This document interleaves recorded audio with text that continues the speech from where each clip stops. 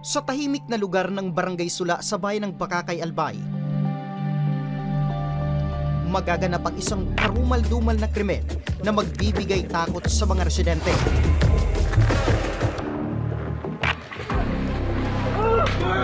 Sa cellphone video na ito, makikita ang aktwal na pagpatay sa mag-ama sa isang taniman pasado 1:00 ng hapon nito lamang ika-20 ng Oktubre.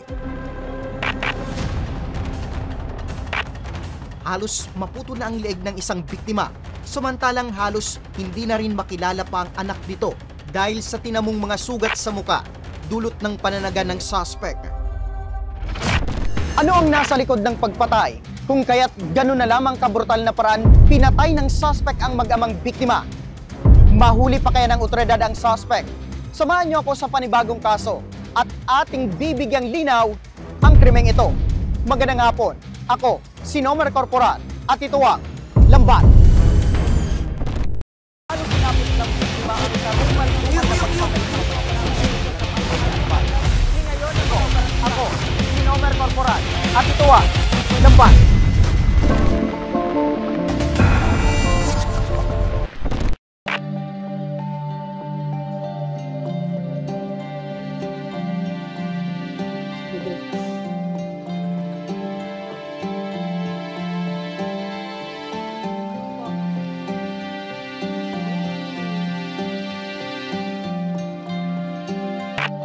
Matagal nang naninirahan sa naturang barangay ang mag-asawang Norlinda at Pobas hanggang sa nagkaroon ng mga anak kung saan tanging pagtatanim ang kanilang ikinabubuhay.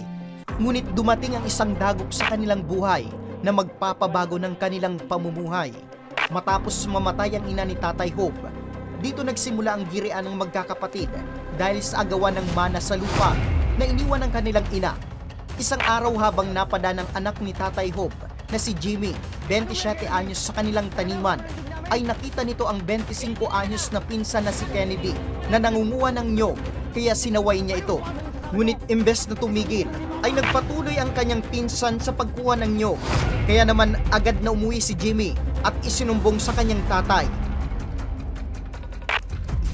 Dali-dali namang bumalik ang dalawa sa kanilang taniman at doon nangyari ang mainit na pagtatalo sa pagitan ng mag-ama at pamangkin na si Kennedy hanggang sumawi sa pananaga sa mag-ama na nagresulta sa kanilang agarang pagkamatay. Hanggang sa nakaabot na kay Nanay Norlinda ang nangyari sa kanyang mag-ama.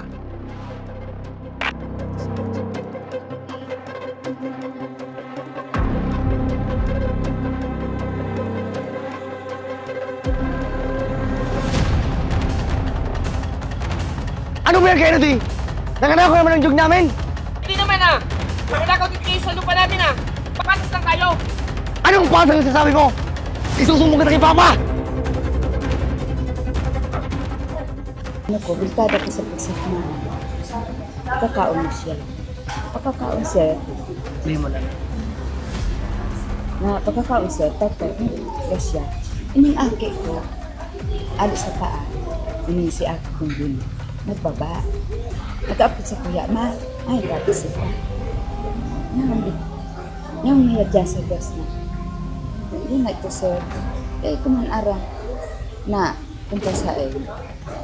Eh, so, aki ko, dili-diretso sana. Kada imamit, lisara kung ano. Eh, nagsunod man yung puso ko. Apo ni si aki ko. Maya, mama, si papa, may tama na. Aw, si kuya, may tama na. Pero nga, nainbulso ko, sir. Kaya na po, pagka-video kang nagama. Hindi na ito, sir. Kadulag siya. Pag-abot ko sa siwo, sige na susubo. Pagkang dati, tulog na maagapan lamang. Ano pa man kayo ito, sir, maagapan? Tawalaan na. May ano na dito, may tama. So, agad ko, ini may tama. May ano pa. Yan po, you know.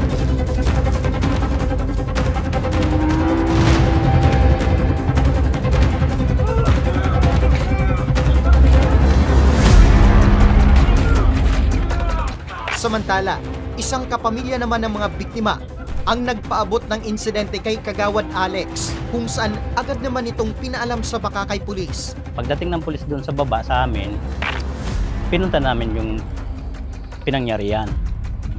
Di pagdating doon ng pulis, nag-imbestiga sila at saka pinicturean yung mga patay. Agad naman na nagsagawa ng pursuit operation ng otoridad at unang pinuntahan ang bahay ng suspect kung saan naroon ito. Voluntaryo namang sumuko at inamin ang ginawang krimen. Na-recover din sa kanya ang ginamit na bolo sa pananaga. Arriving at the crime scene, agad bumungad sa mga responding personnel natin yung duguang katawan ng mag-ama.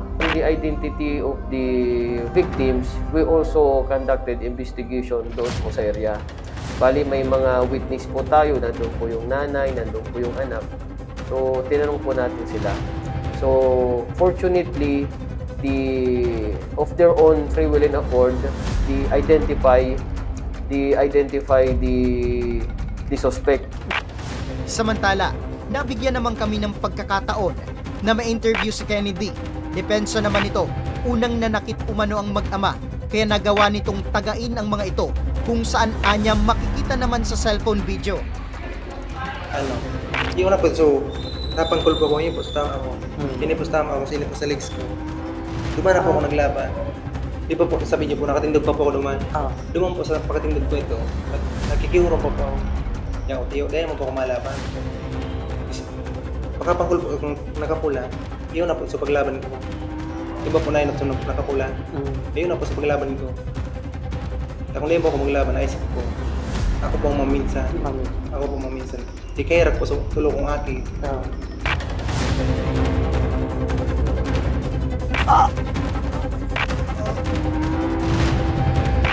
Dagdag pa niya, matagal na umanong pinag-iinitan sila ni Tatay Hope at inaangkin ang lupa mula sa kanilang lola na dapat may karapatan din umano sila. Aloy na po kami may banta talaga. Nagano po kami talaga ito. Si mama po, perabis na po ang binakit. Ang ginunting po. So aloy na talagang may hidwaan sa pamilya mo. Pero si mama mo ta si tugang niya ining na disgrasya mo. Okay man sinda or talagang man talaga po. Buo mo talaga po hindi okay. Kumbaga po si ma, premi po may banta, tigbubantam po ninyo nagadano. Kada po pagbuyong minsan po tigdaday po si ma. Kumbaga po itong 1 hectare ng daga. Kumbaga po sa kuyaw niya. Personal ko namang pinunta ng Barangay Sula at dito ko nalaman na may mga record na sa barangay ang magkakapamilya dahil din sa away sa lupa. Ngunit napawalang bisa ito dahil sa kawalan ng ebidensya. Yung nanay ng suspect at saka yung asawa ng namatay, pabalik-balik yun sa barangay. dahil sa away sa lupa. Sa lupa at saka sa tinanim. Pero kamusta yung pag-uusap nila? Nagkakaayos? Hindi naman nagkakaayos kasi walang ebidensya yung nagrereklamo. Siyempre yung rinereklamo, sir, kukunyanin siya, magdi-deny kasi walang ebidensya. Kumbaga budi sa Ayon pa kay Kagawad Martinez, kahit siya ay nabigla sa nagawa ni Kennedy na patayin ang kanyang tiyuin at pinsan, at napag-alaman din namin na dati nang nakulong si Tatay Hope dahil sa kasong panggagahasa. Yung dalawa, may record yun. Yung tatay, tungkol sa nangyaring rape ang kaso nila. Samantala, pansamantalang nakakulong ngayon sa Bakakay PNP ang suspect habang siya ay nililitis dahil sa kasong pagpatay.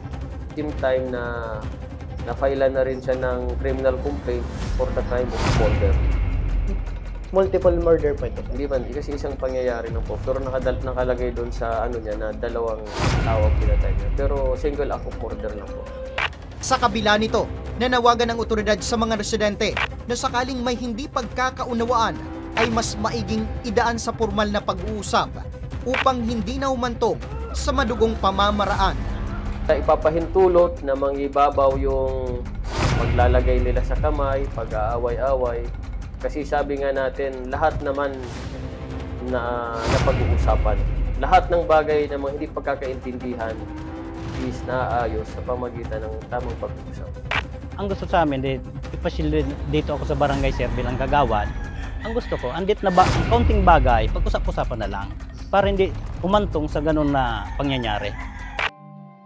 Puot at galit naman ang nararamdaman ngayon ni Nanay Norlinda na habang buhay niya umanong dadalhin, sugat na iniwan sa kanyang puso na kahit kailanman ay hindi niya na makakasama pang muli sa pagtanda ang kanyang asawa.